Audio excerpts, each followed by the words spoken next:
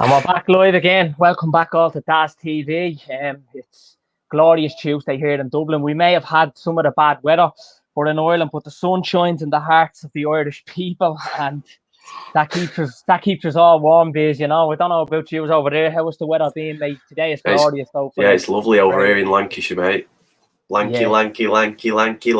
So anybody that doesn't know Biz is at the moment reporting from Preston, where Ben Davis, a Liverpool player that's come in and hasn't made an appearance yet, is he is real. From. So he is real. He's real, yeah. There's no cut out carbon of him. So pleasure to have you on, Biz, as always, mate. Thanks for having me. I haven't been on a stream with you in a while, and I just reached out to Biz a couple of days ago, and he had the pleasure of obviously saying yeah to come on tonight and have a chat featuring Bizzos on. So Biz, straight in, tell us a bit about yourself and how you got into rapping and how actually the rapping is going for you currently at the moment. Yeah, so obviously from Lancashire, northwest England, from Preston, been rapping on and off really since high school. Kind of did it as a hobby in high school, and it kind of progressed, fizzled out, started again, and then really when COVID hit last year, I thought I'd take it upon myself to see how far I can get with it. It gave me a lot more free time to really practice and work on my skill set and make videos and make songs that I actually enjoyed liking. I think previously I've always tried to like follow a trend and try and kind of fit in with the crowds, but now I'm at an age now and a maturity where I don't really have that about me.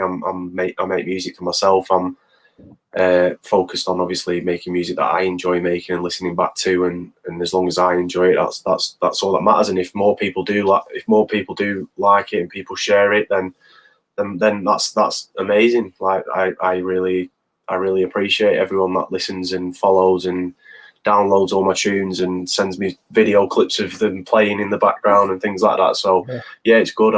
Obviously there's a long way to go. I do have aspirations to go quite far with it. I'd like to go as far as possible with it, realistically. And I think I can get there. I've no reason as to why I can't. It's just obviously a bit more perseverance and confidence in myself, and we just keep going. And then, but yeah, I love making music. I love making cover songs. I love rap battling. I love all aspects really of music in general. So I'm just enjoying myself. That's the main thing. I'm enjoying myself. I enjoy making music. So that's where I'm at now. But yeah, I'd like to go as far as possible with it in an ideal world. Yeah.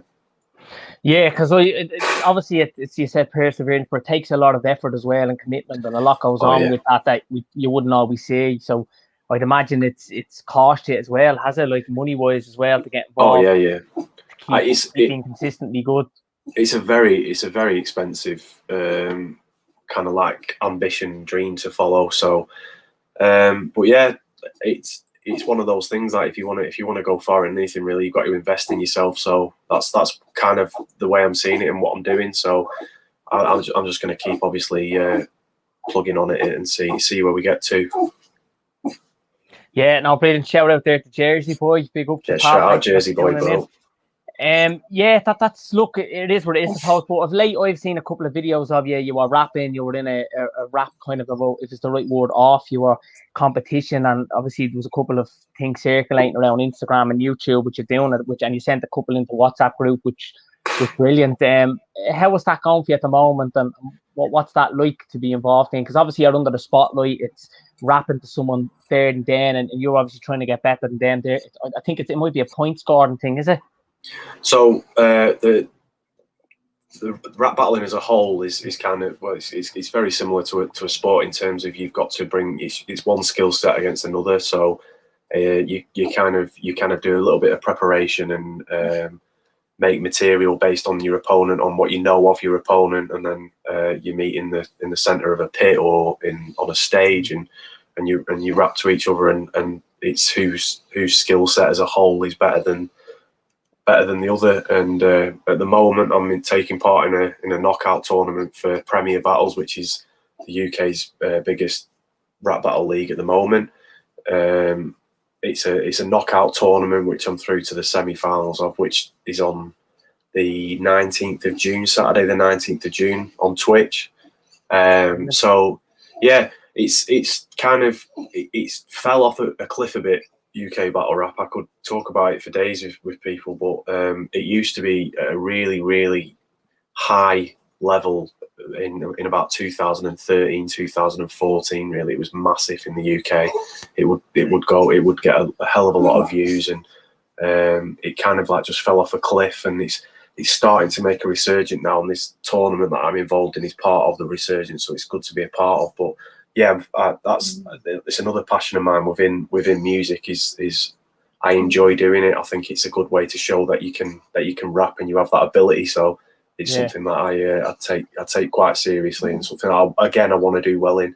The prize for this tournament, for example, is to go to Canada and rap for arguably the biggest league in the world. So if you can imagine going over there and the exposure it was going to get you, and the experience as a whole, as someone who loves battle rap as a whole, it's a massive thing. Something that I'm desperate to get, really. Yeah, of course, and you have to win that. Is it to go to Canada? That's it. It's not like get to a final and just you've got to win the tournament all outright. So I'm two battles away, 12 minutes of rapping away from it. So that's Are you confident of winning? Or yeah, brilliant. I think I'm a bit of an underdog, but I have been from the start of the tournament, really. But that's the way I like it. I like being the underdog. I like people not expecting big things until they actually see it happen. So yeah, I'm excited. I'm excited for it, man. I'm almost ready for the semi-final in a couple of weeks' time, and then I can focus on the big one after that. And then but at this stage, I do fancy my chances. I do think I can go all the way for sure now. You're not there to take part, you're there to take over, as they say. Yeah, that's very good, Biz. That's brilliant. People obviously can find you on Instagram, and I've seen clips on YouTube and stuff. Where is there a battle rap page as well? Is there that people can find you on and listen to you? Yeah, so all my you can follow me obviously on Instagram. I share all my stuff on there on at Bizzo Bond. You've got Premier Battles YouTube channel. That's where all my latest material is. Can you freestyle? Can you freestyle? I can a bit. Yeah. It's one of those things, isn't it? It's something that you can do off the cuff every now and again. Like I can do it a little bit. I'm not brilliant at it. It's not one of my strong points. But in a battle, sometimes you are required to do it. And off the top of your head, if someone says something towards you, you think you can rebuttal it back in a way that'll make them look daft. Then it sounds very focused and concentrated, because obviously it's rap. Someone says something, you say you have to rap about it and get into it. Like, not something I could do. It's just not a strength. I think you'd be really interested in it and passionate as well. But I tell you, it does take a lot of focus and concentration on a different side of things. It's not like going to a job, you're an electrician, a plumber, or whatever. And that takes different type of. This is something really special, isn't it? And it's either you have it or you don't, I think. Yeah, it's something that you have to put a lot of preparation for. Like, I think a lot of people that you speak to that don't watch rap battles or don't follow it quite closely, they'll always think that it's either done freestyle off the top of the head there and then in the moment, or they'll not realise that there's a lot of prep work and research to go into it, and you've got to look up your opponent in a way that you can attack them that people haven't seen before. And there's a lot of groundwork that you make, and obviously you've got to rehearse the same 3 rounds over and over until they're perfect in your head. So it's not just a case of turning up on the day and then rapping it. There's a lot of work that goes into it, and I have massive respect for anyone that does rap battling, because I think it's a very daunting thing to do. First and foremost, it's something that you have to be very confident in your ability to do, and you have to have a thick layer of skin as well, because people say things to you that you're not going to like. So there's always that as well. And if you've got both of them things, in it, it's not that and you take personal. Obviously, people say some things that might come across personal, but I think you have to park the ego aside and understand where they're coming from. It is a wrap off, and it's something you're trying to point score and get better than. It kind of like you look at the boxing event the other day. There was a lot said before that, and at the end it's good sportsmanship. So I think there has to be that hype and euphoria around it, doesn't it? Like, I'd be right. Yeah, definitely.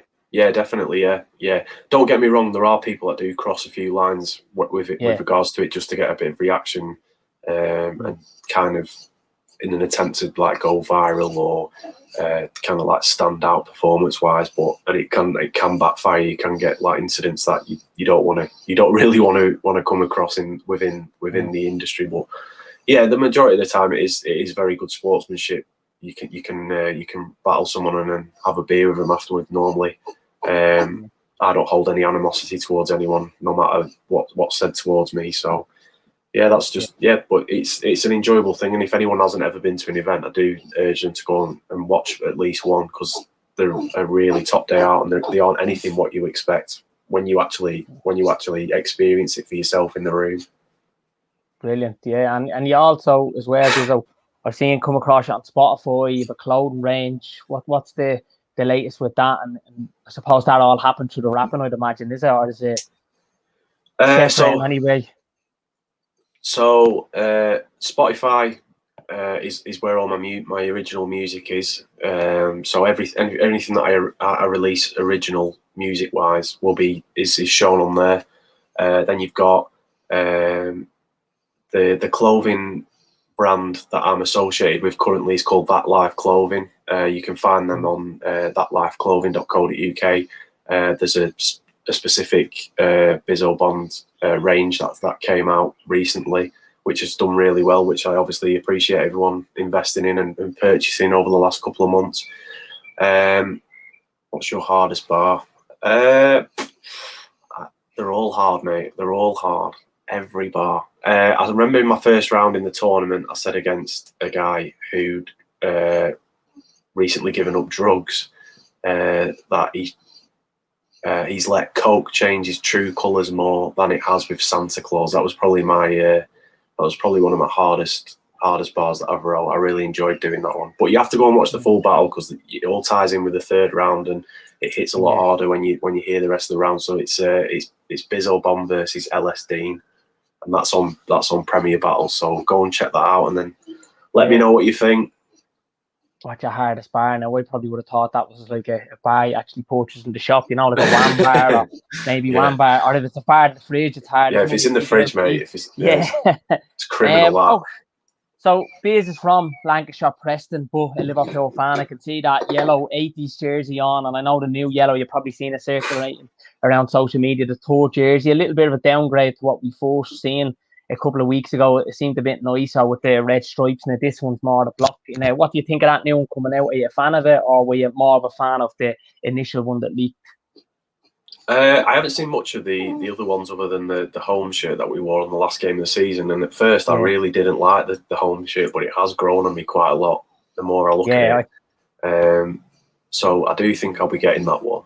I've not, to be honest, I can't even remember seeing the away or the third kit. But I don't normally get away shirts or third ones. I'm more of a home shirt kind of guy, so that's probably the training top. I think the stripy training top's nice as well. To be fair, I was in the Liverpool store, funnily enough, last weekend, and I was just having a look around, and some of the like the leisure wear is really nice, and the training stuff's like really good, like stuff that you definitely like wear to the gym, or if you're just going out for a walk or whatever. So yeah, I like a lot of the merch that they're bringing out at the moment. Yeah, now some of it is quality. You have to say that, as you said, the leisure, the thermal layer gear is great. So Biz, your story behind becoming a Liverpool fan, how did that all happen, and how did that surface? And obviously you're from Lancashire, so you don't support Preston or any of the more local teams today. So what happened with becoming a Liverpool fan, and how did all that unfold? See, me becoming a Liverpool fan is a really weird story, in the sense that I only started taking notice of football when I was about 10. I didn't have any interest in it previously. I never used to play it as a kid, and then when it come towards the end of primary school, I started having kickabouts, and it was played more a bit in PE and things like that. So I kind of like got into it through there. And I was absolutely obsessed with the 2001 home shirt for Liverpool. My friend who I actually go on games with now in primary school had this shirt, and I was just infatuated by it. I don't know why, but as a kid I was obsessed with it. So I started obviously associating it to the team and watching the team, and then I started looking into the players and stuff, and then I kind of just got a love for the football team at a time where I was starting to get a love for football as well, and that's kind of how it all materialised really. Yeah.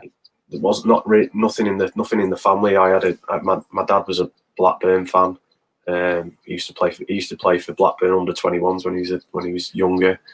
But yeah, other than that, I didn't really associate much with Preston. Yeah. I went on a couple of games as a kid, but yeah, it was definitely towards when I was like 10, just about to go into high school. I only really started playing football and watching it and stuff. So, and then that's what happened. I just became obsessed with a kit, and then that was it. The rest is history. It's a bit in the 90s, of a weird was it? story. Say again. That was in the 90s, was it? No, it was the 2001 home shirt. Oh yeah, the Reebok red one. Yeah, the red nice. one. I think Yeah, it was a collar one. yeah, That was it. Yeah, good knowledge. Season then. That was the start of the Houllier dominance and the treble, which was a great season. Got fourth that season as well. Yeah, no, that's an interesting, because obviously everyone's story is unique and it's different. Some brought up through family, but it's even more unique that yours wasn't. It was just through the jersey and the love for how it just attracted to you. So definitely a decision you're proud of, you mate. Your first game, Biz, at Anfield. Have you ever been to Anfield, and if you been there much, and when was the first time you've ever went there to a game?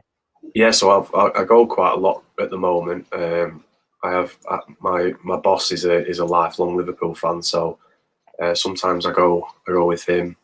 I also have been one of the members for I think it's about 10 years now. So I've been on every European game since we were in the Europa League with Rodgers. When we had Zenit, Anzi, Makachakalaka, and Udinese in our group. So I've been on every European game since then, every domestic cup game at home. My first home game was Liverpool versus Man City in 2004, where we won 2-1. Oh, I remember that. Anelka, yeah. No, it was Owen, and then Sean Wright Phillips equalised. Oh, right. And then Gerrard scored. We won 2-1. I watched that from the Anfield Road Upper, and that was my first game. And my dad parked right outside the ground, thinking it was a parking space, and got a £100 ticket. Yeah, I remember that game. It was the first or second game of the season. It was the first home game of the season anyway, whether it was the first or second game. It was one of the early ones, and we won 2-1, a big win that day. So that would have been, I'd say, a great experience to go to. And that was it was good. Yeah, my dad sat on the phone for 6.5 hours to get the tickets for that game. I'll never forget it. I was at school. I set off at school, and he was on the phone. And I come home from school, and he was still on the phone waiting for these fucking tickets. It was class. It was also a great season, wasn't it? Istanbul that year won the Champions League. Was that the 2004-05 season then? Was that it? Yeah, I think it was. Yeah, it was, because it would have been 2004-05, so you would have went at the start of the season 2004. I think it was that game. Anyway, it can't have been. We didn't have Owen, did we then? No, we would have had on the 2003-2004, unless you went in 2004 with the second end of the season. Like, so was it 2004? But it was. I know that the year was 2004. It was probably the 2003-04 season, because I think Murphy was playing for us as well. I remember Murphy. Danny Murphy. Yeah. He was in the squad when we played them. I remember that one. Yeah, it would have been the last season of Houllier before Benitez came in then. Because I know the season Benitez is in, we won 2-1, but it might have been Anelka playing for City, so it would have been a different game. Yeah. Yeah, it was Sean Wright Phillips scored an equaliser. Owen scored first, and then Gerrard scored to make it 2-1. And that was the start, really, of you getting to games and getting to Anfield more regularly, was it? Yeah. Yeah, that was it. Yeah, and then that was it. Then I was hooked on it, and now I go as often as I can, really, and as many times as I can. So that's brilliant. And you obviously have the luxury of living not too far away. It's a train, a bus away, whatever. You're living in the same country, it's an hour on the train. Yeah. Your worst game, Biz, and obviously then vice versa, your best game you ever remember watching. So obviously if it's Liverpool related or not, I'd imagine it might be, because we've as Liverpool fans, we've seen everything, but we've been through everything. You know, we've won it all, we've lost it all at times, and we've done things the hard way. But with Liverpool, I've seen we're 129 years in existence. It might be 130 next year. And when you look over them years, we've actually lived through some of the best times in the club, some of the best memories and iconic moments. And, you know, you're always proud to be a Liverpool fan, but it is true. We've won everything. We've lost everything. We've done things the hard way. We've done, at times, things the easy way. Yeah, But definitely. what would be your worst memory? And then obviously after that, your best memory then, and the best game you've witnessed. Well, the worst game I ever went on, right, was not really football related.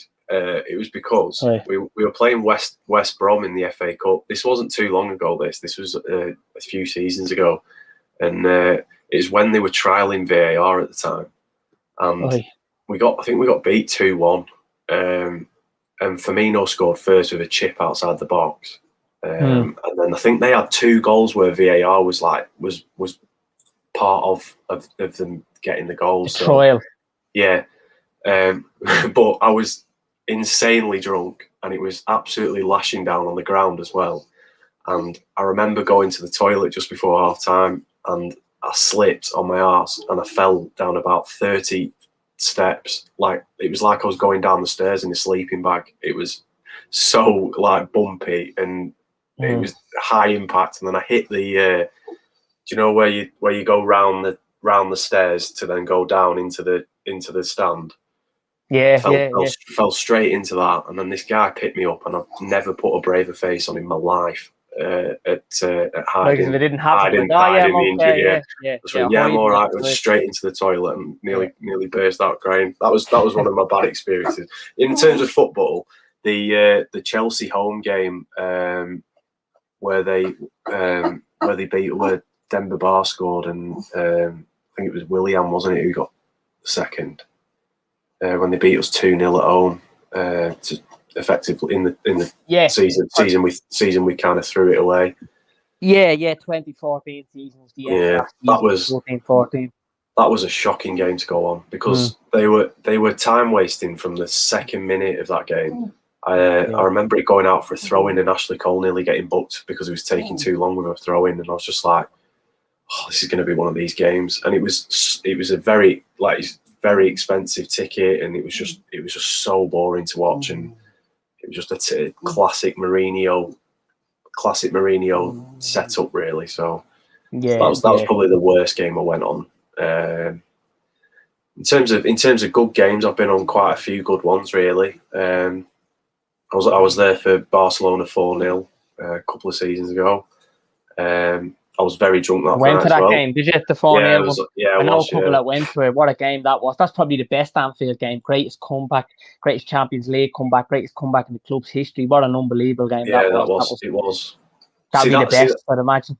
See, that season, me and my friend who go on the games together, we were both working nights at the time, and we'd both fallen asleep at the time we were supposed to register to get your tickets for Champions League football. So we ended up with the dreg seats, really, of Anfield lower, but we were on the back row. So when everyone stood up, you couldn't see the top half of the pitch. It was horrendous. Like it was like looking at this when you were stood up.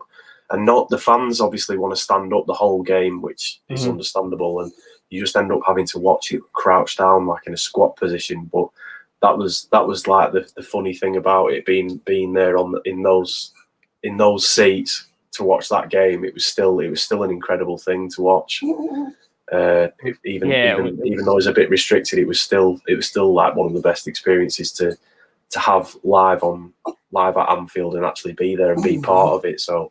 And funnily enough, I was supposed to be going to Budapest that weekend. I'd booked a flight to go on holiday to Budapest, and then it come to the first leg, and obviously we were 3-0 down.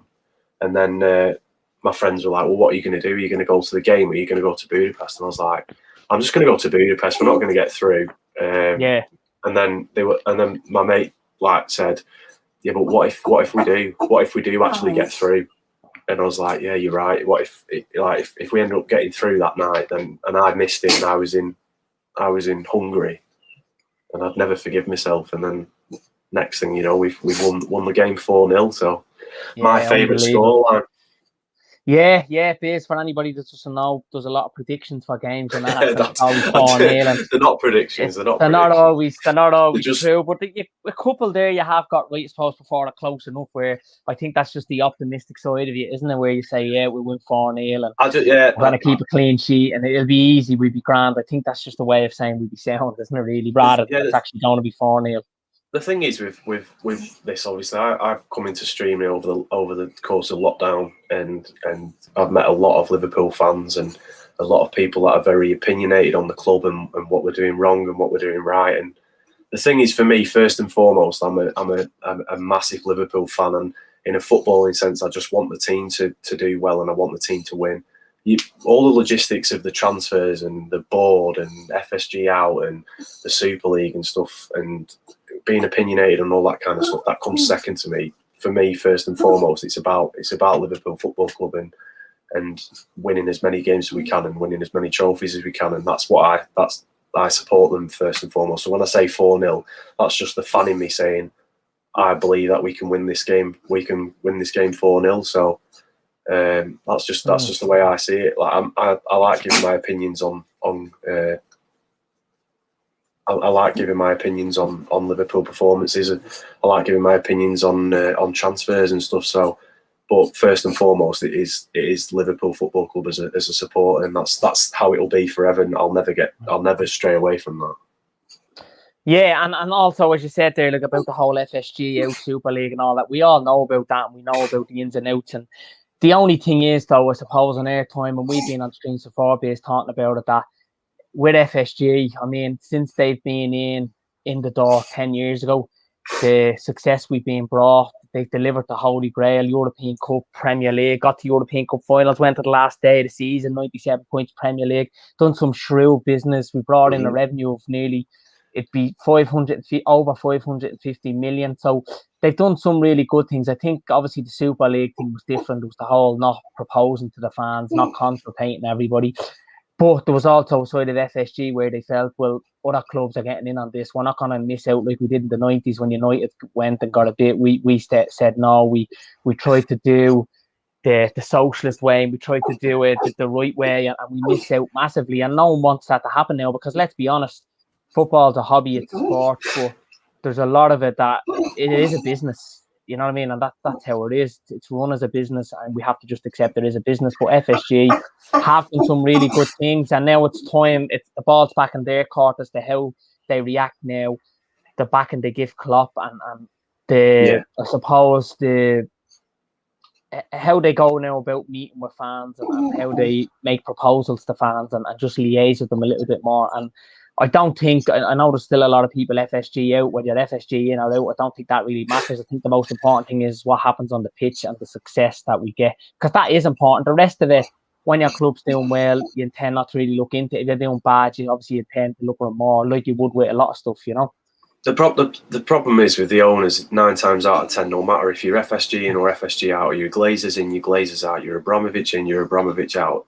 It's not down to. It's never going to be down to you as to whether or not they're going to stay or not. I mean, the amount of protests that United fans do to try and oust the Glazers, and they're not shifting anytime soon. Same with Kroenke at Arsenal. It's all well and good protesting it and having your beliefs towards the owners, but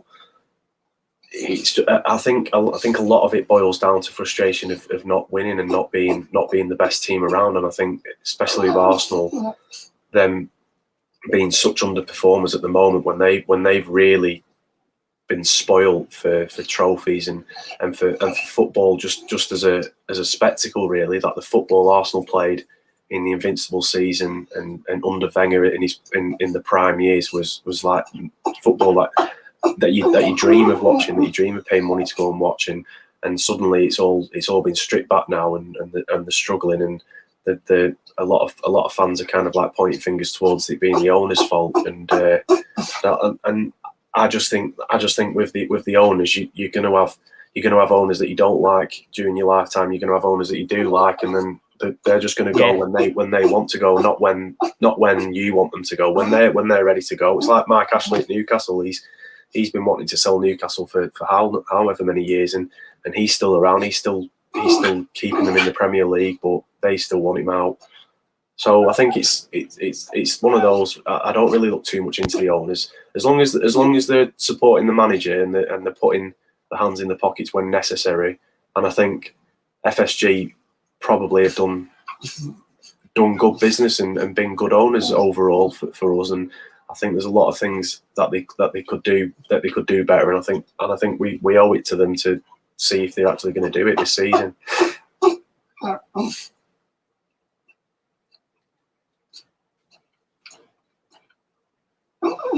My connection's gone a bit here, Daz.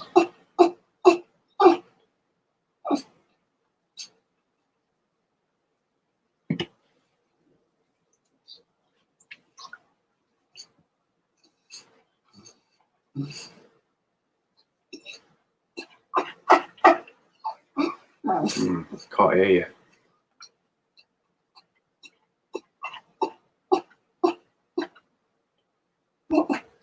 Now. Oh, yeah, that's better, yeah.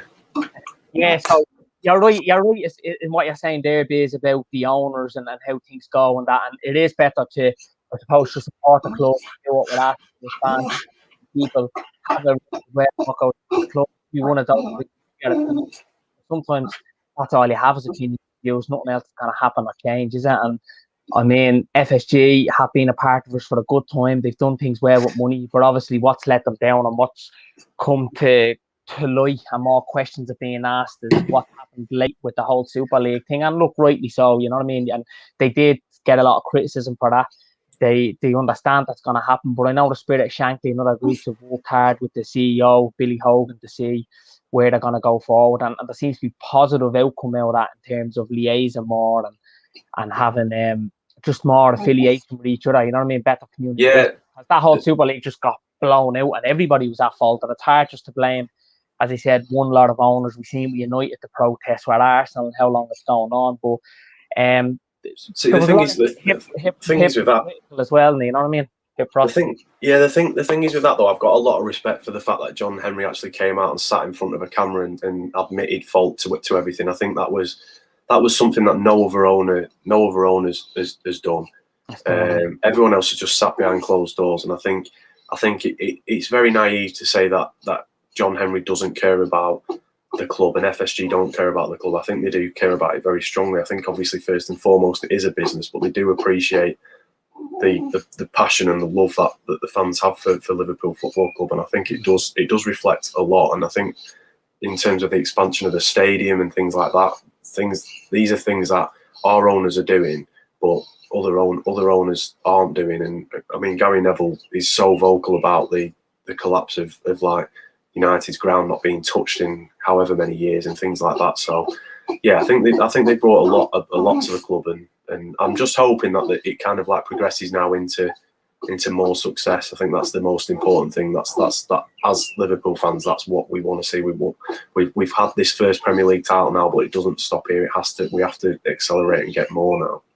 Yeah, absolutely. We need to go on now, levels ahead, go on to what's next. And for us, getting another league title, another European Cup, and obviously trying to win one at least domestic cup under Jurgen Klopp. It's always good. I think the FA Cup, as much as it's lost the tradition and it's past and what it's all about, it's just not the same anymore. But it would still be nice to win an FA Cup, get a domestic one. We won obviously our first World Club Cup ever at the club, so that was great, and we just want to keep going now, don't we? Yeah, I mean, like the domestic cup thing, I don't know who's at fault there, but it does seem like we never seem too bothered about going far in them, doesn't it? I think it's just seen as an opportunity to rest players, and I think that kind of outlook needs to change a little bit in the coming years. I'd like to see us go far, even if it's in the FL Cup or whatever it's called nowadays, the FA Cup. It'd be nice to actually have a chance of winning one of them. We always seem to go out very early, just based off not playing strong teams. But whether or not I mean, if there's any politics behind that, or Klopp just uses it as a way to play youngsters, then remains to be seen. Well, I think that whole thing is with FSG, isn't it? The Champions League, Premier League is priority. Let's go for that. And the domestic cups, they don't get as much recognition. They're not as much hierarchy. They don't bring in the revenue as much. So, I mean, for Liverpool, with the club, with the status that we are, you see us resting players, not taking it serious. So, obviously, the Premier League and Champions League is a big one. Yeah, I agree. Okay, Biz, so we won't keep you too much longer. So finally, I suppose, save the best to last. It's who's your number one Liverpool transfer you want to see this summer and why? I've been thinking about this for a while, and I really can't put my finger on who it is. I think will take us to the next level, because I think the spine of our team is very much there still. And then you look into it and you think, is it worth getting a centre forward who's going to score you a few goals? Is it worth getting a creative midfielder that's going to get you a few more assists? Is it worth getting someone that's going to be played back up to Mane, Salah, Firmino? I'm not sure. My dream transfer, which it has been for a while now, is Mbappe, because I just feel like as a club of our stature, we should be able to entice players of that calibre, and I think have a superstar in our team, like a prominent superstar, a ready-made one who's already established himself as one of the world's best and has the ability to go on for a very long time in the best league in the world and really become a legend in the process. And I think with his contract running out next year, with the financial difficulties of COVID, I think there's no better time to go in for a player like that and test the resolve. And I mean, I'd like us just to see us make an approach for a player like that. Really, I mean, I'd be happy with that, and PSG to say hands off. And if that happens, then fair enough. But then you look at other players, and I've been very impressed with the likes of Jack Grealish. I think he fit quite well into our team.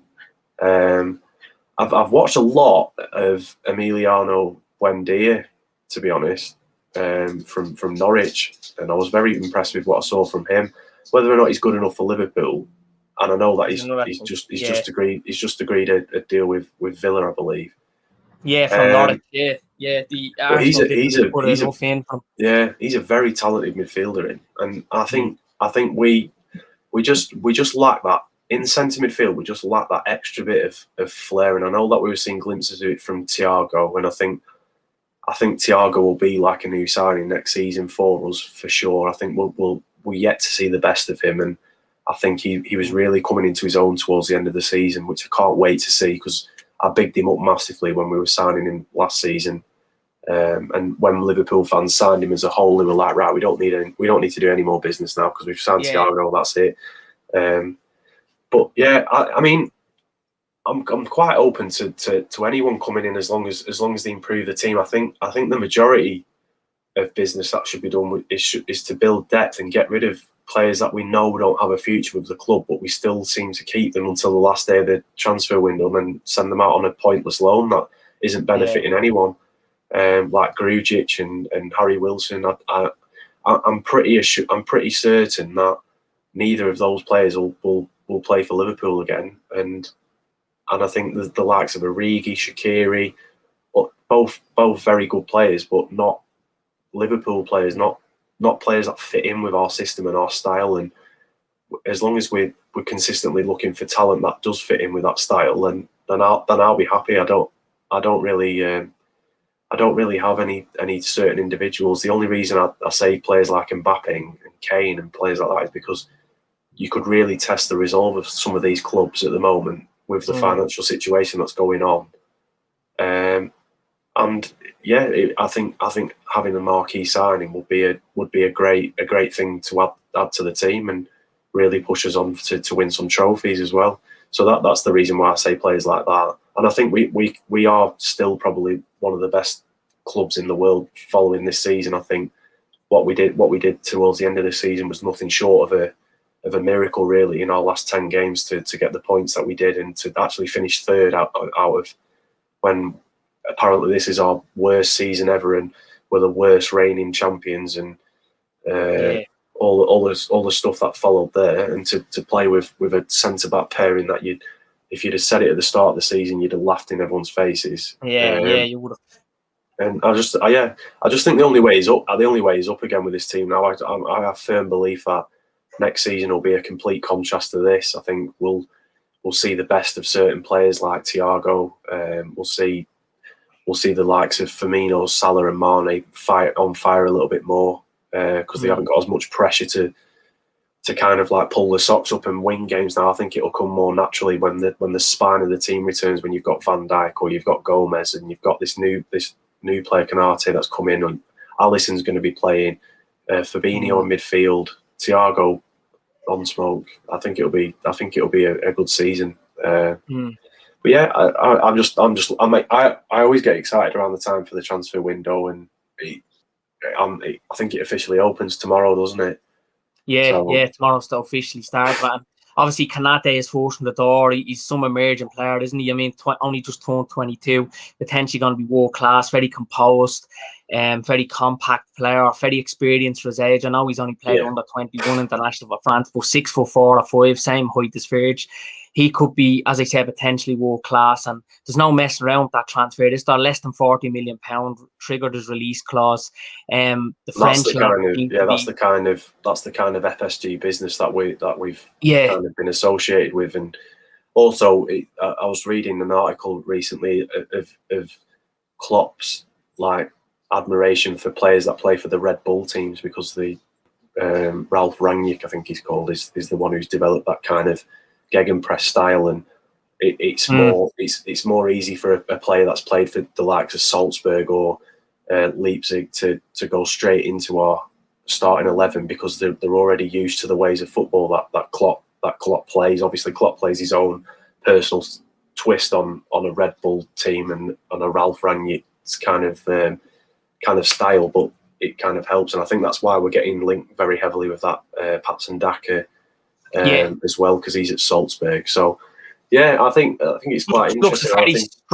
Very strong player as well. Daka very pacey, obviously getting goals, but very Mane-esque. One thing doing it for Red Bull Salzburg, and then obviously another for Liverpool. But I suppose the positives is he's still young. He's come to Liverpool with some experience. He come to Liverpool knowing how to find the goal, and he doesn't have to be a regular. You know, we know this season it's about having more strength and depth and having that squad, something that we haven't had much of this season. He would be an upgrade from Origi. So, I mean, for me, it'd be a win-win. If we got him for a nice price, I would be pleased with that. But me personally, basically, if you were to ask me, I want someone like yourself. I want someone that's ready-made, that's cutthroat, that's going to get a half chance and put it away and has that experience. So coming in like a Kane or a Haaland or even an Mbappe. Now, I know Mbappe is not the finished article at the moment, and he's obviously world class what he's done, and he's not a number 9, but he'd be a sensational player to bring in. And I know you'd pay big money, but I think you'd said before on the stream that what you'd get in I suppose what you'd in the retail end, the side, the short sales, and globally what that would do. And obviously he's a big customer and our client, I should say, of Nike, so it would be fantastic. And to bring him in at 22, it's a no-brainer. And I know how much you have kind of appealed, let's say, to Liverpool to try and go out and bring in Mbappe, because now is the chance if you're ever going to do it, because I don't think he will stay at PSG. No matter what the rumours are, what they say or will or won't, there'll be more on. I think he'll go, and I think it probably will be this summer. But realistically, with COVID, we're no fans only getting back with the finance end aside, is anyone going to pay what the demands are now for them? And if they are, who's it going to be? And if we were to do it, what price would that come? Would it mean someone else is to go, or we're not going to probably fill that squad? Because I think at the moment, the starting 11 is very good and strong. I think when you bring back the spine team like Van Dijk, you'd have him available a lot more next season. You've Kanate coming in, you've Gomez, you've potentially even Matip coming back, whether he's sold or not. You've Henderson going back into that team. You've Jota, hopefully, Salah, Mane, Firmino, all more staying fit next season. Then you look and you think, well, if the team that Liverpool had last season, all the problems and factors you consider, what that went against them last season, and they finished less points behind City than City did the year before, and City were only really missing was a Laporte last season and all the injuries we had, and we still finished less points behind them. So in the end, it was a fantastic achievement what we got. It was like winning silverware. But would you say that next season now we could go again and we'd be equipped without going massive in this window, you know, like without bringing in Mbappe and probably going for likes of a Daka or someone. But I suppose we need to just add a couple of places. I mean, the fact that we're sat here after the season we've just had and we can't really put a finger on who we need to sign in the summer, it says a lot, really. I mean, I think the biggest one would probably be for me. I think if we didn't replace Genie with a Genie style of player, then that would potentially cause problems. That's what I think. But then you look at it and you think Oxlade-Chamberlain's been out for a while, Naby Keita has been out for a while. You've still got Milner in the team. You've still got Henderson to come back. I mean, you've got Curtis Jones who keeps getting better every game he plays. I mean, do we really need a centre midfielder? And then you look up front and you look at Firmino, Mane, Salah, and then you bring Jota into the mix, and then you've got it up there as well. And if you start signing too many players in these positions, you start getting unsettled players, and you start getting players that want game time and start kicking off when they don't get it, and then you cause problems for yourself. So it's a very I don't envy the job Klopp's got to do this summer in terms of adding to the squad a tiny bit more. But I do think he started off well by signing the centre half that he signed. I think someone like that can only benefit the team as a whole, and it could prove to be a very good bit of business. And I think signing someone at that age who's been bigged up as much as he is very promising. And I think it will continue. I think we've got a few more transfers in us yet. I do think a lot of people need to go out the door though for us to be able to sign a few players. And the thing about Konate is, well, he'll stay hungry, he looks hungry, and that's what Liverpool need to be next season. We need to be hungry and we need to go again, and players need to look at last season just gone.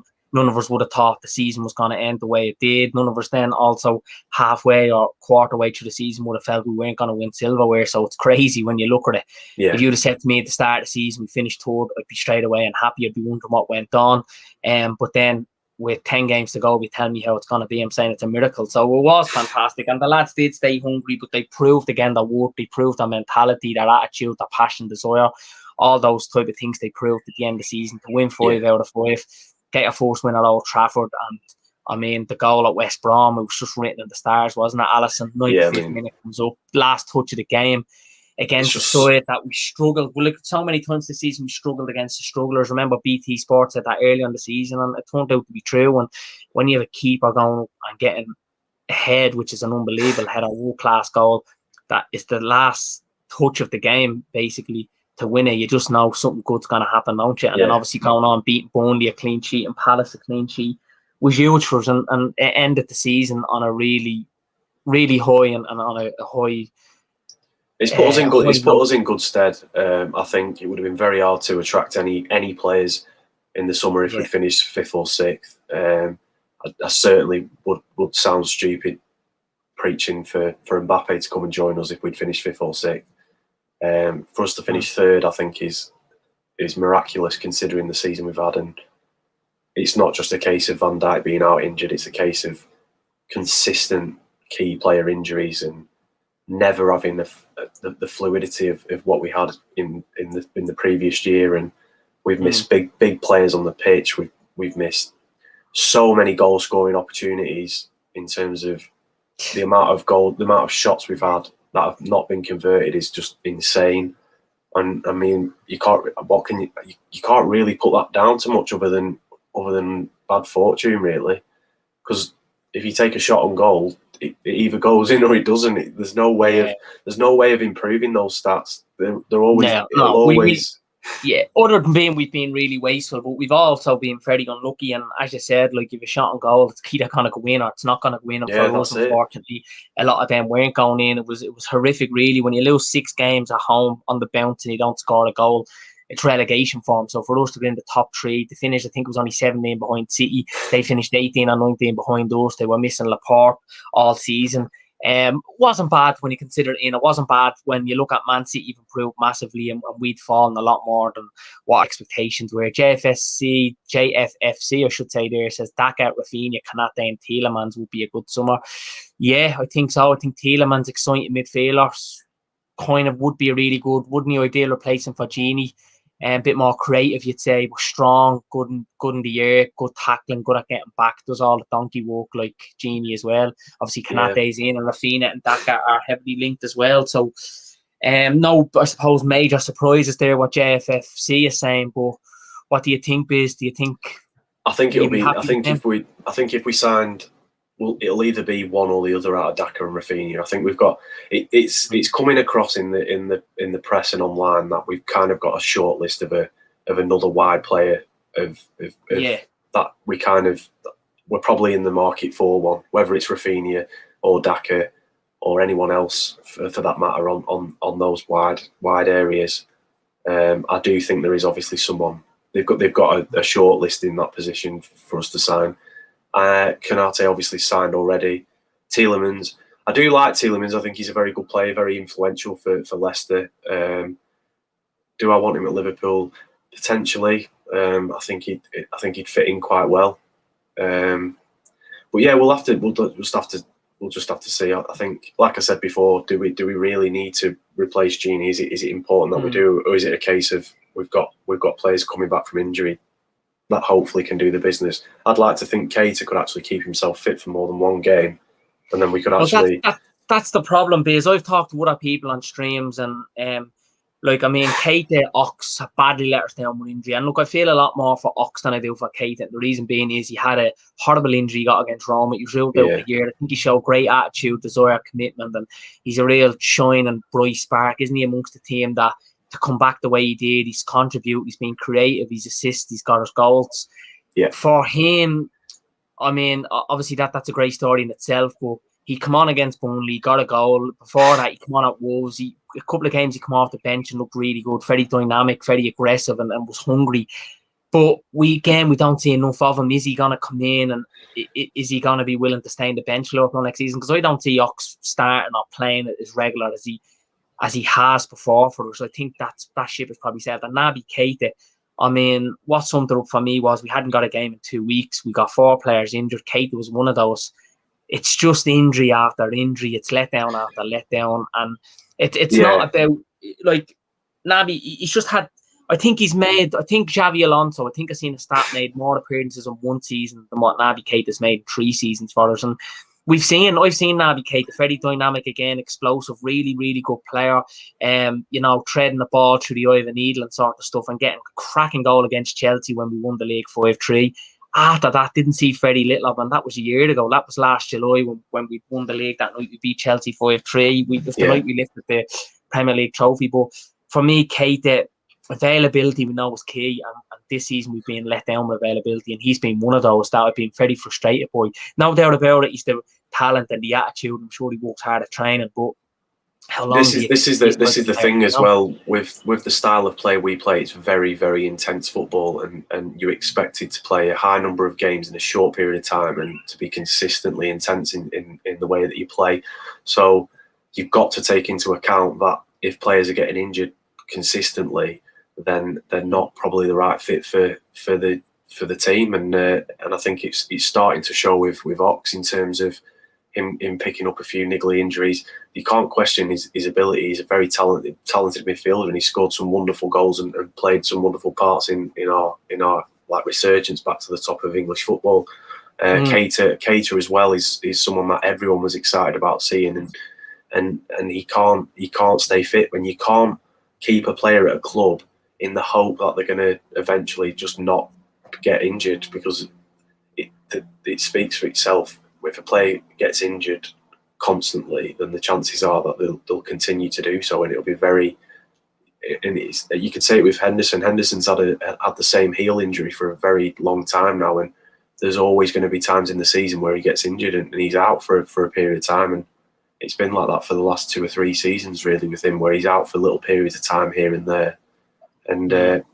When players are out for prolonged periods of times, like Keita and Oxlade-Chamberlain, they're not serving a purpose, and if anything, they're hindering the team. They're not adding to it, because if they're away from the team and we're having to bring in players that we don't necessarily want to play, such as Shaqiri in a central midfield role, which is not where he got his name. He's not as effective. It's not his position. then you've got to accept it. You've got to accept that maybe it's time to move them on, and it might be a mistake. They might stay fit for 2-3 seasons and have 2 or 3 great seasons at a smaller team, but it's a fine line, isn't it? It's a real fine line. This is what I mean. There's a lot going on this summer, and a lot of decisions to make. A lot of who do we get rid of? Who do we keep? Who do we go for? Do we bring any youngsters through? We've got some brilliant young players at the moment that are showing the quality. So it's a very difficult one. I think we might even have to go as far as signing a replacement right back maybe this summer. But I think depth is key. Depth is key this summer. We can't have a season like we've just had where we're relying on 2 kids to play at the back in huge games and. Yeah, you can only get away with that for so long, and it's not. Get found you can say we got away with it this season, but the lads conducted themselves unbelievable. Attitude, desire, everything was there.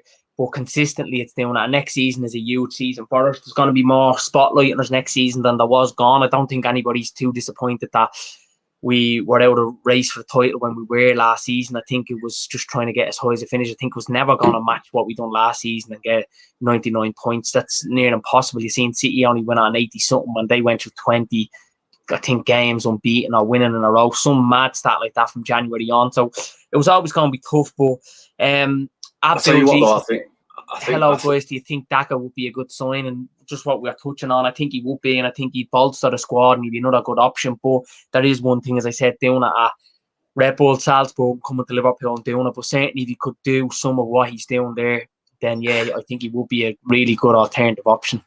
He does seem very, as I said before, Mane-esque. He's very similar in terms of his attributes and his agility, and I think he could prove to be a good signing. He could prove to be a Mane replacement for all we know, if that's how it eventually. Because you've got to think how many seasons are players like that gonna stick around for? Obviously, Mane, Firmino, Salah all hitting really the age where the older age, yeah. Yeah, it's 20. I think they're all edging on 29, aren't they? 20s, so yeah, Salah would be nearly 29. I think Firmino might be nearly 30 and Mane. So I think Mane is 30. So the front three are not the same front three as what they once were, but they're world class. They can still turn around when we need it. They can still contribute massively, as we've seen towards the end of the season, where they really gelled and clicked and were ruthless when needed to be. But yeah, look, Biz, I suppose if your number one sign, I suppose in a nutshell, and what you're saying is Mbappe, if possible, but you're not just solely focused on that transfer happening. Does all that? You're just there. You've said you'd like to bolster the squad and depth is key, and you're even talking about replacing that fullback. I think that's key. Trent and Robbo, unbelievable, fantastic. But what if they're out? Like the one thing we don't have the luxury of, and what probably the most noticeable is what City have is like for like players, and one player off and another coming on as good, and that's something we just don't have. Unfortunately, it doesn't mean we need to get to that level with the intensity of football that we play. If we can get to the level of rotation that City are at, where whatever team they put out, you'd be confident in them winning. If we get to that with the way that we play football, then I can't see anyone touching us for a very good number of years, to be honest. I think City are a very good team. However, I do think Liverpool on the day are considerably better. I think we've proved it in games against them. I think just everything about the way that we play football it is a more superior way of winning football matches. And I think if we can get to that position where we've got players coming in and players sat on the bench who, when you bring them on, you kind of confident they're going to do something, whereas at the moment we're not at that stage where you see Origi warming up on the bench and you think, is he going to do something? Yeah, we're living on the past. That season of the 18-19 season where he obviously contributed massively, come off against Newcastle, scored, kept us strong to the last game of the season, Barca, the final against Tottenham, Everton. He done some wonderful things, and we thought, give him another year he deserves. I know he was one of those, and he did. And first game of the season, I was at that game, he scores against Norwich, he does a couple of things, but after that, he never really, at the start of that season, never done much, didn't get enough game time, and then this season he was just non-existent, wasn't he? Yeah. Wasn't given a shot, wasn't given game time, I suppose, as well, which isn't all down to him. But I think this is the season now where we've all set our minds, the likes of Origi. There's a couple of players you can name off the top of your head that should be sold and will contribute better for them as an individual and to another team better. So, and for Liverpool, like it'll be better. It'll be just good for them to touch on now, and I think that's in the nice possible way. And I think Origi done some great stuff for us, part of some great memories. But you have to be cutthroat and you have to be ruthless in this game, and especially you can't. This is why I don't get the whole Gini Wijnaldum's a legend train. Like, good player, but good player. Served his purpose well in the team. He was reliable, dependent. He was consistently good. Yeah, he was always available. Club legend is pushing it a bit for me, because I think players like him are replaceable. I don't think Gini Wijnaldum leaves Liverpool and we're worried that we can't replace him. That's how I feel about it. I know a lot of Liverpool fans don't think that, and I know they see him. They're quite upset that he's left. But in this game, you can always replace players with better ones. There's very, very rare moments when you can't. Steven Gerrard is a club legend in my eyes. He's a phenomenon. Like, I don't think Liverpool ever have a player as good as him in that particular role that he played. Gini Wijnaldum doesn't fall in that category for me. Gini Wijnaldum falls into a very reliable player that played a number of games for us and was good. He scored some important goals. The one to get us Champions League football against Middlesbrough, the one against Barcelona. Yeah, I don't think that entitles you to be known as a club legend, though, because it's similar as saying, is Coutinho a club legend? Some people argue yes, some people argue no, and these players are in my eyes are replaceable. You can bring equal or better players into the club, and I think the likes of a Steven Gerrard represents a club legend a lot heavier than a Gini Wijnaldum. In my view, that's how I feel with it. Yeah, no, I agree with you. Look, my stance might be a little bit different than yours, Bizzo, on Wijnaldum. I think he's done great things, and I would be very complimentary of him, but he's not obviously in the same category as legends as Gerrard or some of these players, or Dalglish, Rushfeld, or a lot of these players that served unbelievable for us and stayed around when the going got tough and were there for the best times. And look, Wijnaldum has done great stuff, but yeah, I wouldn't be. I'm not going into this window thinking who do we replace Wijnaldum with, and I'm not going in with fear that we're not going to. That's the thing. I'm not going in with fear that we're going to not replace him or get someone as good as him. I have full faith in Klopp. I think what he's built and players he's brought in, like you look at Wijnaldum, he became a world-class player at Liverpool under the tenure of Klopp. He evolved his game. He got more goals. He was much more of a tougher opponent. Better all-round midfielder. Klopp's made a lot of players a lot better. And the likes of Mane was a very raw player when he first joined Liverpool. He wasn't a finished article by any stretch of the imagination. No. Even Salah, really. Salah's evolved immensely under Klopp, in my opinion. Firmino, yeah, unbelievable when he's at his prime. Henderson's gone a complete level up. He's gone from being someone who was known for being passionate about the team and wanting to do well and stuff, to turning into one of the biggest leaders in the English game at the moment. And I mean, even the likes of, like, you've got Trent and Robbo, who are both incredible wing backs, and we're absolutely spoiled to have them. So yeah. This is what I mean when we talk about transfers and things like that. I am not in a position where I think, shit, we need to replace Gini Wijnaldum. We need to get a player as good as Gini Wijnaldum, because I think Tielemans is on a par with Wijnaldum. You bring Tielemans into that squad, you're not gonna. There's no attributes as such that Gini brings that Tielemans wouldn't potentially bring to your team, to you. Yeah.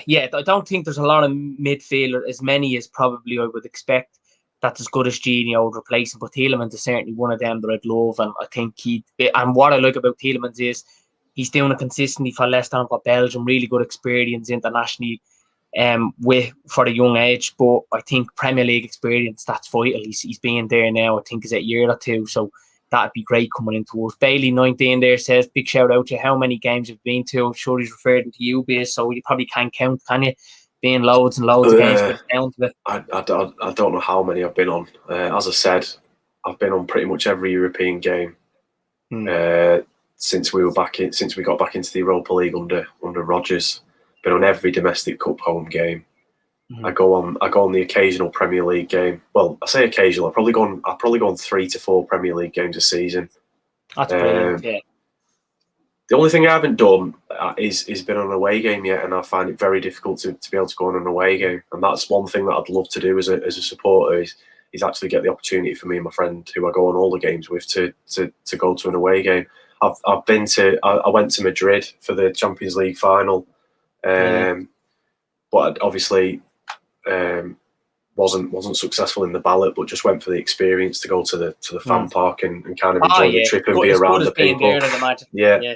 Brilliant experience. I flew to Portugal and then drove to Madrid from Faro Airport, which took about 7.5 hours at 8 o'clock at night. So we got to the hotel at about 4 o'clock in the morning, and then we went out all that day for the final.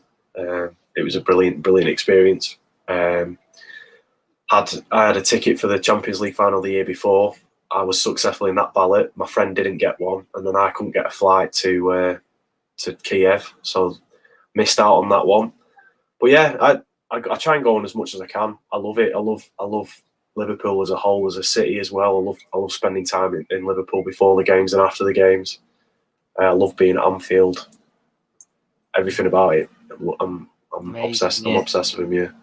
Yeah, and that's great because it's not just about the football. You go there, the culture, the nightlife, and even places to go to, and how unique it is, and how welcoming, and just, I suppose it's a good price as well. You know what I mean? It's not overly expensive to a lot of other places. I've been to London before. Other places in the UK have been more expensive, and everything's just more of a far distance way. Where Liverpool is quite, as I said, unique. It's small enough to get around and walk, and so everything's there around you, which is great, and it's very convenient. So look, Biz, that was a lot of topics we went through. We elaborated well on them. Look, it's going to be, I think, an exciting summer ahead. I do think there'll be signings. It's probably not going to be the money splashed around that we think. But again, you have to remember, Jurgen Klopp, the Edwards do great business. Most of the signings we've brought in, I could never say that about a Liverpool manager before the time he's been there. They've improved the players. They brought in some players, let's say, give them the tag of you're a little bit unknown, and how they've evolved, like Genie, who's gone now, and a lot of people are missing him, and rightly so, because of what he's contributed. But that was a really fine example of bringing in someone cheap. And if we were to sell him now, obviously he's going for free. He's probably trebled the price, but he's gone at an age now where I think he's gone to PSG, isn't it? So hopefully your main transfer that you'd like to see Mbappe, a lot of different reasons can come to the way, but it might not happen. But look, we live in hope, and I mean, if there's ever going to be a year that we sign him with all the hysteria around them, it's going to be now, isn't it? So it'd be an unbelievable sign, and that'd be huge statement, huge one. But I don't think we need to bring in these big marquee signings this summer. I think, we'll give out if things go against us, obviously, like we always do, and we'll look to blame something. But I would love, ideally myself, that number 9, that striker that's ruthless, half chances, gets them on a half chance. That's, I think, what we're all crying out for. But it's not going to be the end of everything and anything if we don't go for that. I think just the number 9 would be this window. Yeah, the number 9 will be good in a sense that it offers us a little bit more in terms of our tactical approach to a game, because I think we've become very predictable over the years of how we approach a game and how we try and win a game of football. And I think if you bring a number 9 into that, and he has teased it a few times with playing Shaqiri at the same time, Firmino up top, Shaqiri just in behind, and then Mane, Salah either side. But you swap Shaqiri for Firmino, and then you swap the Firmino number 9 for an actual number 9, then it's quite a frightening prospect. And then you've got the likes of Thiago and Fabinho behind you. That would be very exciting if we were to go out there and sign a number 9 who's known for scoring goals. I mean, there's not a lot of them out there, to be honest. Not a lot of experienced ones that you could say, I'm really excited by and would come in and fit the bill for what we need. That isn't really. And that's probably why we might get someone that not a lot are going for, but you trust in the recruitment, the Liverpool and the scouting to say if like it was someone like a Daka. But look, it's going to cause a lot of controversy, isn't it? Just bringing in someone like that after the season we had, and especially with what happened in the January transfer market, leaving it to the last day, bringing in two relatively inexperienced lads that we probably need some more experience. But look, I mean, we got into the top four. One of our worst seasons. We finished, as I said, I think 17 points behind City. Not the worst case scenario when you look at what happened. So it's Champions League next season. Obviously, we get some money through qualifying for that, and we're back amongst Europe's elite again, which is unbelievable for another season for us to do it. Where I've ruled this out, said it's not going to happen. I couldn't see us winning our last 5 games of the season consecutively when it hasn't happened all season. But I was proven wrong, and I'm happy to say that. And we'll just wait now and see how the pre-season goes and how this upcoming season pans out, you know, and it's going to be one where we'll all really look forward to. Are you looking forward to the Euros as well? Yeah, I'll definitely be watching. I do like watching the international tournament. I do think that they're quite fun to watch. Not just England, but I do like watching the other teams playing as well, really. And it's quite an exciting one because there's quite a good number of teams in this tournament that could potentially win it. Yeah. Who do you fancy to win it? Who do you really think will do it realistically? I think an underdog might go far in it this year. I think Italy are very under the radar. They're quite a good outfit under Roberto Mancini. I've watched a lot of Turkey games, and Turkey are quite a good team as well. Good. Yeah, I think they could go quite far. But from an England standpoint, I don't think we've got a better opportunity to go far in a tournament with the talent that we've got. I just hope that he actually goes out trying to win these games and not trying to not concede as many goals as what he gets in his head. I don't know what it is with the team selection. He's very defensive minded as a centre half, but I think we've got enough flair up front to win a lot of games against some big teams. I think if we just need to take the game to them instead of soaking up all the pressure all the time, which is what I seem to think England do the majority of the time. So it'd be interesting. I'd like to see us go far, but it's just good to watch some international football and watch the Euros going ahead after being cancelled last year, really. Yeah, I think fatigue could be a big thing at this tournament for England, and we've seen already with Trent getting injured, and the reason being is the Premier League has been squashed in so many games played over a shorter period of time, and you're going straight from a Premier League. The Euro start this week. I just think the intensity, the energy it's sapped out of them, and we know all about recovery, and today's game more than ever with sports science involved in that recovery and rest is pivotal to success. And I just would think that that's probably going to be one thing that would probably go against England, just my opinion, because of a long, hard season that as the tournament goes on, you might start getting more injuries and more key players. Now, look, it could be completely wrong and it could be complete nonsense because they are footballers, but, you know, it's something...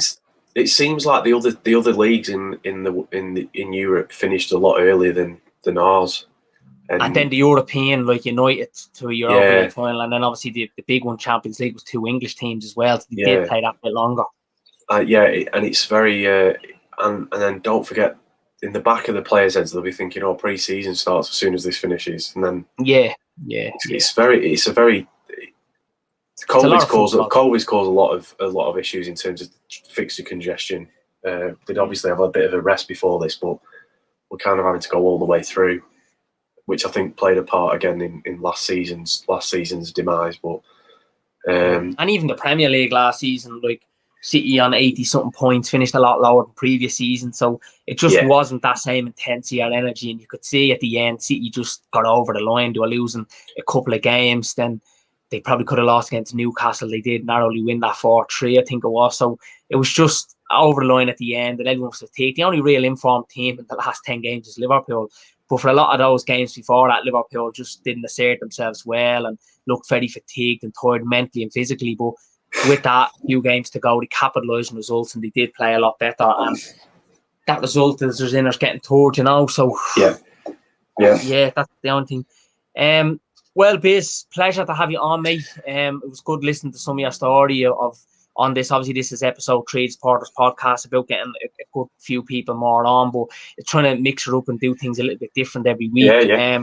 And it was great to hear some of the reasons behind Liverpool, Anfield trips, European trips, obviously for you on the big nights at Anfield, and some of the humour you brought to us. So, and obviously about the rapping. So, where can people find you on this on social media? Yeah, you can find me on Instagram, Twitter, TikTok at BizzoBond. Make sure you go and follow me. Drop me a message. Let me know you're listening tonight. I'll obviously big you up, shout you out. Thank you for having me. I appreciate it. I've enjoyed it. Yeah. Thanks, Biz. Pleasure. Yeah. My pleasure. And anyway, man, and look, everyone do go over and obviously support Bizzo with the semi-finals coming up now of the rap battle on the 19th, as he said, of June, which is great. And best of luck on that, mate. You said you're the underdog, so you could do a Liverpool that have been the underdogs in a couple of finals before, so you could come out on top, and it'd be great if you got to Canada and competed well with the cream of the crop, as they say. But the cream always rises to the top as well, they say. So does indeed. We'll see. But look, you'll show great sportsmanship either way, I'm sure. But thanks to everybody as well tonight for tuning in and leaving in a couple of comments, some interesting ones there as well. But we'll leave it at that, Biz. Thanks for getting on, buddy, and we'll keep in contact, and we'll probably have you on soon when the season starts, or later on the transfer window. I'm going to look at doing more now transfers. I don't want to do that now because at the moment we'll link with everybody and anybody, and we know that's not going to happen. So big up yourself, and thanks for coming on, and thank you as well to everybody. Remember to like and subscribe to this channel if you haven't. Make sure you do. Big up to all. Take care, Biz. Thanks for tuning in. See you later. Take care.